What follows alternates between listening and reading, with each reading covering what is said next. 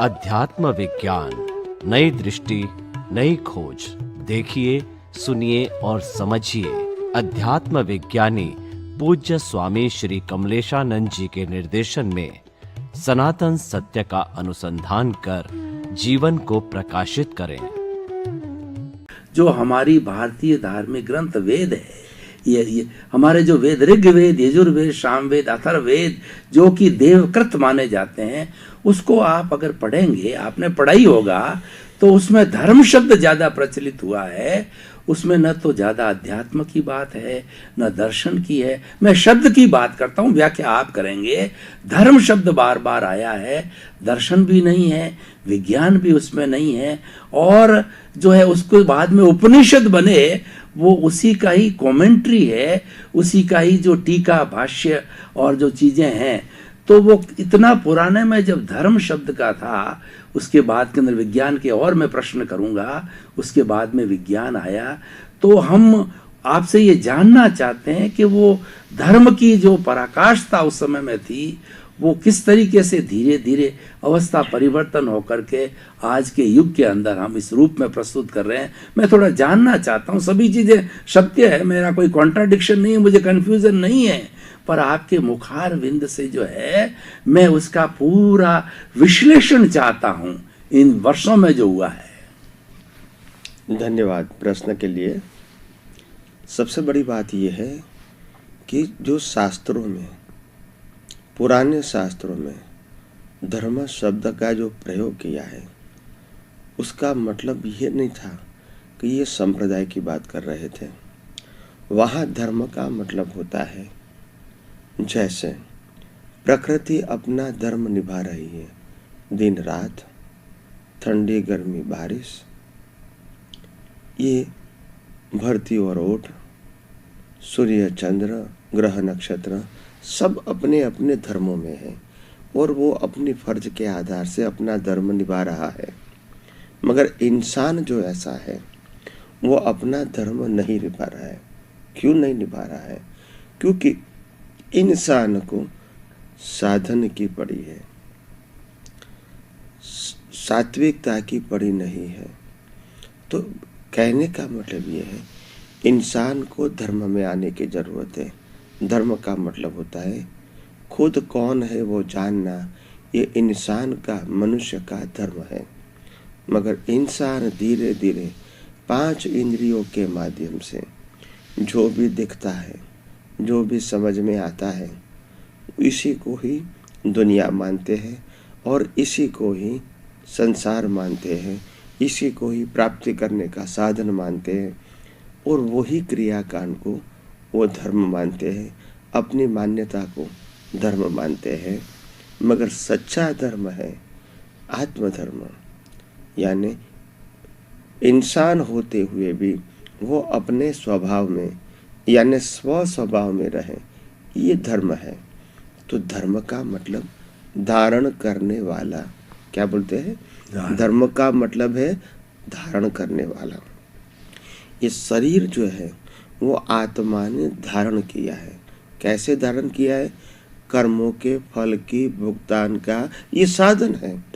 जैसे हम यहाँ से बाहरगांव जाते हैं तो कार में बैठते हैं, तो कार में बैठे हुए इंसान ने धारण किया है क्या कि कार एक जगह से दूसरी जगह इसको ले जाए। तो ये कार एक जगह से दूसरी जगह ले जाती है, ये उनका धर्म है। ऐसे इंसान का धर्म क्या है? खुद को जानना, खुद को अनुभव करना और खुद में ही रहना, ये उसका धर्म है। मगर अज्ञानता के वश, बाह्य क्रियाओं के वश, बाह्य ज्ञान के वश वो पूरी दुनिया को जानने के लिए तल पापड़ हो रहा है। दुनिया के साधन संपत्ति प्राप्त करने के लिए तल पापड़ हो रहा है। वो कहता है आत्मा में जरूर हूँ, मगर पूरा जीवन जन्म से मौत तक शरीर और शरीर की परवरिश के लिए और शरीर की इच्छा पूर्ति के लिए ही मैं जीऊँगा। यानी वो अपने स्वधर्म को खो बैठा है। तो इसीलिए शास्त्रों में, ऐसे पुराने शास्त्रों में जो धर्म शब्द प्रयोग किया है, वो कोई सांप्रदायिक धर्म की बात नहीं है। वस्तु अपने स्वभाव में रहे, इसको कहते हैं धर्म। जैसे पानी होता है तो पानी का धर्म क्या है? शीतलता। मगर इसको गर्म करोगे तो ये विभाव हो गया। फिर गर्म करने के बाद छोड़ दोगे तो फिर वो अपने स्वभाव में आ जाएंगे। नदी क्या होती है?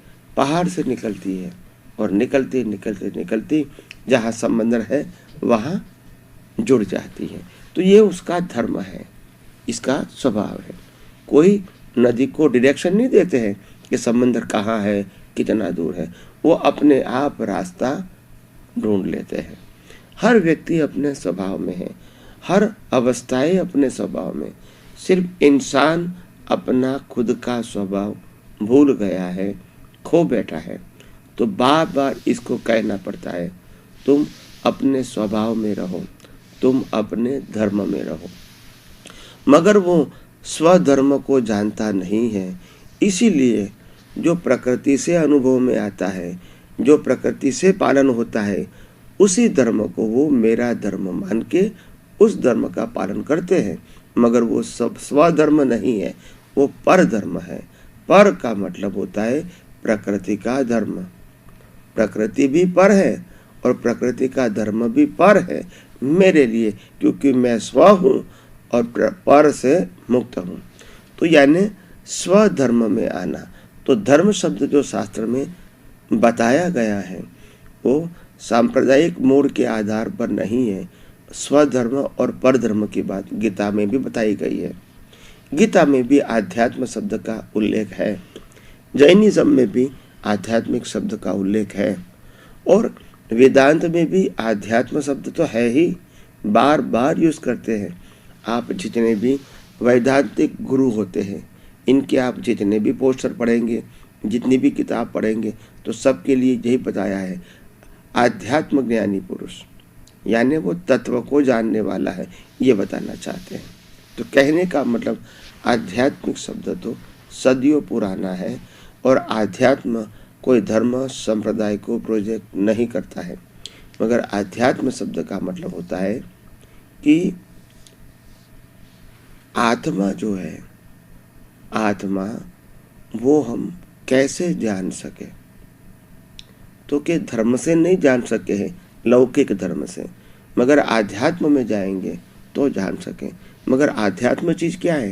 क्योंकि आध्यात्म विज्ञान स्वरूप है और धर्म सिद्धांत श्रद्धा स्वरूप है। तो श्रद्धा से ये दुनिया का शाश्वत सत्य नहीं जान सकते हैं, सांप्रदायिक सत्य जान सकते हैं, मगर आध्यात्म से ही दुनिया का सनातन सत्य जान सकते हैं। और वो सनातन सत्य से ही हम अपने जीवन को, बाह्य जीवन को बिना राग द्वेष किए समाप्त करके आत्मा की वैल्यू समझ के आत्मा में रह के आत्मा की अनुभूति कर सकते हैं। तो आइए हम सब अपने जीवन के अंदर आध्यात्म विज्ञान को साक्षात्कार करें, अपने जीवन को मंगलमय बनाएं और रियल धर्म की पहचान पाएं, रियल धर्म की अनुभूति करें। यही मेरी मंगल कामना। स्वामी जी आपका बहुत बहुत धन्यवाद। आपने 3 चीजों का खुलासा किया। धार्यतीति धर्म, जो धारण किया जाए वो धर्म है, और दूसरा वस्तु साहो धर्म, वस्तु के स्वभाव को धर्म कहते हैं। अध्यात्म की संधि विच्छेद करें तो अध्य प्लस आत्मा, आत्मा के समीप रहना ही अध्यात्म है। कितनी सुंदर व्याख्या आपने की, उसके लिए समस्त श्रोतागण की तरफ से आपका बहुत बहुत स्वागत और जय सच्चिदानंद। स्वामी जी, मैं आपको 200 साल